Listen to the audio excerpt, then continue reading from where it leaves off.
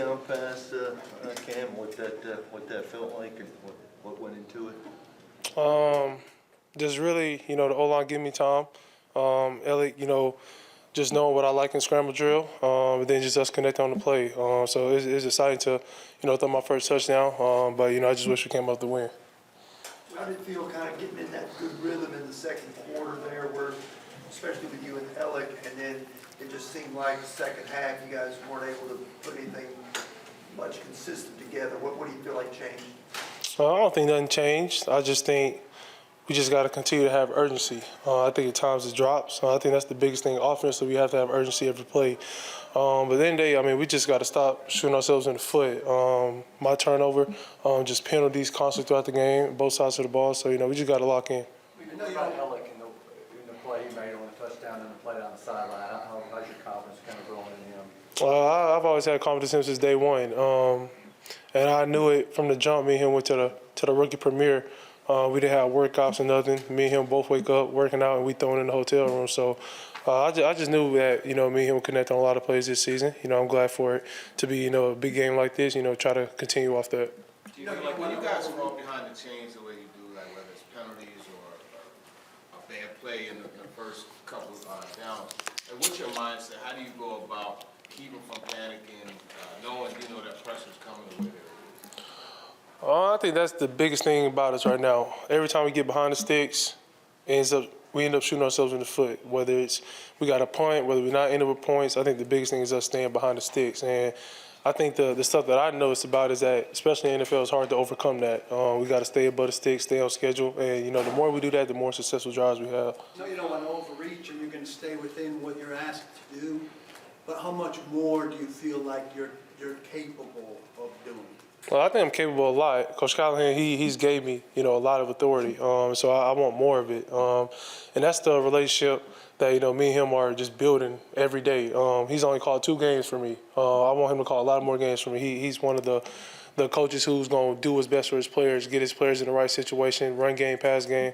And, we just continue to grow. I think that's the biggest thing. Is it hard to be, I don't want to say hard, but there's a lot of patience involved in this thing, and you're playing the long game inside the short game. Are there challenges to that?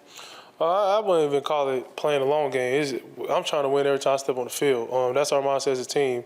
I just think we have to, do it at a faster rate. We got to continue to have more urgency every day. We got to get better every day. It is all a process. It's all about patience. But at some point, it just comes to, you just got to go take it.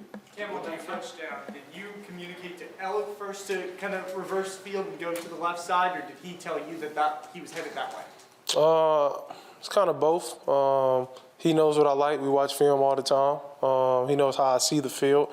And I just think I gave him a little point, and, he did the rest. And so, he made a contested catch in the end zone, got us a touchdown. Cool to see him do your celebration there afterward? Hell yeah. And, Elliott, he's somebody that, he's someone you want on your team. He's a great teammate. He's there early, there late. And the guy's from Stanford, so he's smart. So it's he teaches me a lot of stuff just in how he sees it from a receiver standpoint. And so, he's getting me better every day. Do you feel like there's anything different you could have done ball security-wise on the phone? I would say not slip on the turf as much. Hopefully we get grass.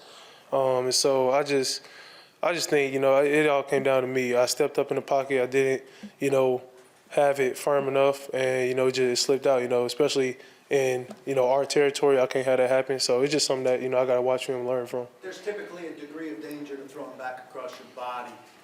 You're pretty good at avoiding danger when you do that. How confident are you as you're letting that ball go that going against a rule there isn't going to get you in trouble, and that you've got room to make that play?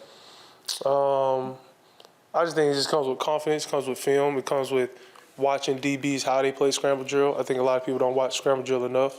And then I would say just playing football. I live for plays like that. But at the end of the day, it is a time and a place to have those plays. We got the perfect look for it. No one's backside, and, Elliott made a play. Two weeks in a row now, Cam, you faced 2 of the most dangerous or two of the league's most dangerous defensive fronts as far as pressure. Do you feel like you're kind of caught up with the speed of the game now and navigating that pressure and being able to still make plays for this offense? Yeah, I think it comes every week, the speed of the game. You play a different front every game, and you also remember playing different DC every game, so everybody could see me different or our offense different. And so, just continue to get better, continue to try to, limit the mistakes, that we've been having, that I had today, and, at the end of the day, we got to grow from it fast. Those plays where you find like the second play within the play, like the third down last week, the Pollard, the toss to Helm this week. How do you make sure that the guys are on the same page, like as far as knowing, hey, this play is going to extend, I got to stay alive? Just all the conversations we had over the offseason, watching film. Those guys, they know who they have a quarterback. They somebody who wants to distribute the ball to them. And I think the more that I continue to get it out to my playmakers like I did with TP last week, Gunner this week, I just think it's going to end up opening up our offense a lot more. Despite the outcome, Cam, do you feel like Callie said earlier, he thought you made some strides? Did you yourself feel like you made some strides from one week to another? I think I did, especially in just getting in and out of the huddle, the speed of the game. But at the end of the day, I mean, I'm trying to win. And so that's what, our goal is here to do, is to win. And, we got to turn around fast. We just got to continue to work, come in next week with the right mindset like we have every week, and, just continue to try to get better. How much of a sense of urgency is there with a divisional opponent next week coming into town? Big sense of urgency. That's a must-win game. Every game is a must-win game, but especially in division. So, I just continue to, lead my guys, continue to, make sure we still have that team camaraderie and, just get better from one week to the next. What do you say are some of the lessons that you've kind of learned in these first two games in the NFL? I would say situationally is the biggest thing. I think I've got better at that from last week to this week on some key downs. And I think just, I would say taking care of the ball. Those would be the biggest who take care of the ball. Even though we had 2 turnovers last week, 1 turnover this week, and just staying on schedule. Offensively, we had to stay on schedule. We've yet to do that. And the more we continue to stay on schedule, it'll just continue to be, just good drives for us. Every time we don't stay on schedule, it's always a bad drive. So, just continue to get better, up front locking in, myself locking in, the receivers and running backs locking in. At the end of with Cody's interception, did you lobby Callie to take a shot at the end zone? Oh, yeah, I always want to go deep. That's my mindset. But at the end of the day, the goal is to get points out of there. Cody made an incredible play for us. We got points out of it. And so, that was a win for us right there. Thanks. Appreciate it. Yeah. All right, frustrating to start the season 0-2, certainly. I'd still got a lot of belief in our football team that we can win games in this league in this season. But right now we haven't put together a game that's worthy of winning against 2 really, really good football teams to start. Today, Matthew Stafford, Hall of Fame caliber quarterback. We didn't do enough to disrupt him overall. Too many explosive allowed in the second half, totally. Didn't get any rhythm going on offense. Again, the penalties are still a problem. We got to keep trying to get that fixed. But we're in a battle of a ball game deep into the third quarter and almost into the fourth, and didn't make the plays necessary to put ourselves in position to win at the end in the fourth quarter. Too many things got away from us. That sack fumble was obviously killer for any momentum and any chance to try to keep ourselves in the game. So got to bounce back. We got a division game coming up this week, but I'll let you guys go ahead. What's the disconnect between the penalties and all the emphasis that you guys had about the sins of the offseason? It's something that I'm still trying to figure out. I think we had a couple false starts today. We had just an illegal lineman downfield on the first drive, which is, you just got to come flatter on the screenplay, and just things that are just frustrating. It was very frustrating to be in that spot. It's obviously something that we had a problem with last year. It was a problem before. It's still a problem, and we're trying like hell to get it fixed. And so far, we haven't been successful at doing that. What kind of explanation did you get on the blindside block call against Cedric?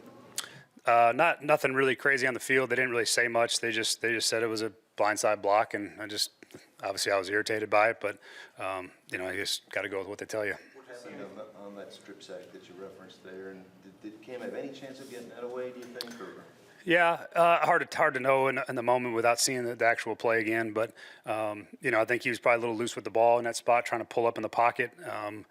Had a shot maybe at something coming across the field, but just trying to escape some pressure and a little loose with the ball, which he's learning. You know, he's learning about how, you know, these guys are trying to get their hands all over you every time they get a chance, and it doesn't take much. You know, we know and emphasize very much on our side too that quarterbacks around the league have the worst ball security. So he's got to do a better job protecting it. I know hindsight's always 20/20, but any thought going into halftime on taking a shot with how Ward and Iron Manor seem to be clicking?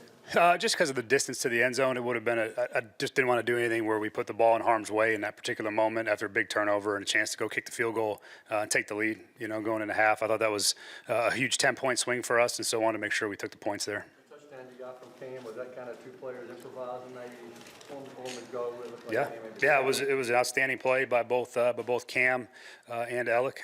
Really great job recognizing that the quarterback had broken contain and broke to get open on a scramble drill. So those things are huge plays in the red zone. That's how you score in a red zone. It's hard to scheme up plays every time, and the good red zone teams in this league have the ability to create and improvise when the play structure breaks down, and that was awesome to see. You know, I think Cam got better again this week. I thought he did a lot of really good things over the course of the game.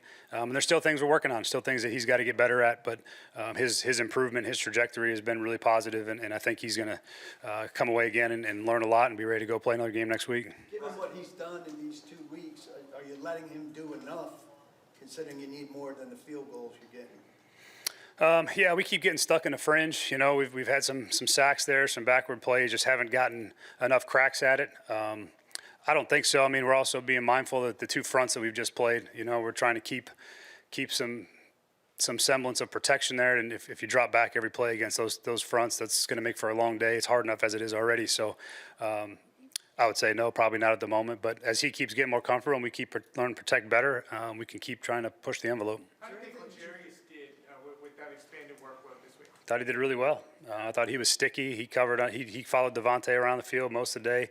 I thought he won that matchup most of the time. You're going to get beat at corner. He's playing against a big-time player in this league who's got a lot of pelts on the wall too. But I thought Legarius was really good. Without, again, having watched it all, but I thought just in general he was around the ball and in position to make plays. Is there anything you put your Protection was so much of an issue at times last year. Yeah. Frustrating, even against these pass rushes, to see what's happened the first couple of years. Yeah, I'd like to see better. I mean, I think part of that's, you know, we're played with a backup tackle for the fourth quarter last week and another one again this week, and that's not an excuse. We got to play better, you know. But we're playing against some good teams, and this is what playoff teams look like in this league. It's what the defenses look like. It's what the pass rush looks like, and if we want to be in that mix at some point, we got to be able to block those guys. What led to the choice of Ojukwu today over Judah? We just felt like, you know, John is a steadier performer. He had better knowledge of what was being asked of him over the course of the week, and decided to make that move. And again, I don't know that he was necessarily good enough at the moment either, so we'll reevaluate that again, but we'll see. Is there anything that you can pinpoint as to why you guys have had trouble maintaining momentum in the second half of games? It seems like that you hit a good flow in the first half, and then after halftime it seems to kind of die out. Yeah, I don't know. We'll look at that. You know, I'll take a long look at and see where we can be better there. I don't have a great answer for you. You know, we didn't really try to change anything in what was working for us. So I'd try to keep going back to those things and change up some formations and things like that. But just, yeah, we just got to do a better job coming out from the half, certainly. Did you feel like you had some momentum there? You scored the 10 pretty quick points right before halftime. Did you feel pretty good about that? I felt great. I felt like our team was playing well. The defense was playing well. We were doing what we said we were going to do early, which was do our best to knock that run out. You know, they're a good rushing team. They're committed to it. Their play action game off of it's really, really good. And I thought we held that in check for the first half. I thought we made some plays offensively when we had to, and we were in a good spot. You know, to have that team here, you know, down at half and then, you know, deep into the third quarter was really positive. I mean, again, it's another really good team that we played toe-to-toe with for a while. We just got to find a way to finish against these good teams and not make the plays that end up putting us in the hole, a sack fumble or an explosive pass or explosive run. We got to keep those things bottled up for 4 quarters, and we got to find a way to do that. On the sack fumble, I know it didn't wind up counting, but it seemed like an instance of a message not getting through. Chick seemed obsessed with punching the ball out and not with getting the guy to the ground. I'm sure your message is to get the guy to the ground. What's a guy doing there obsessively punching the ball while a guy's carrying him 7 yards? Well, we're trying to see if we can get the ball back off them. You know, defensive players aren't used to carrying the football. It's something that we emphasize. When defensive guys have the ball, you try to get it off them. They're not used to securing it the way they're supposed to. So, you know, I thought Chig was doing the right thing, trying to get the ball off them on a turnover. You know, they're already in plus territory, so taking a shot there to try to get it off them, I think was the right thing by Chig. Last one. All set? All right, thanks, guys. Thank you.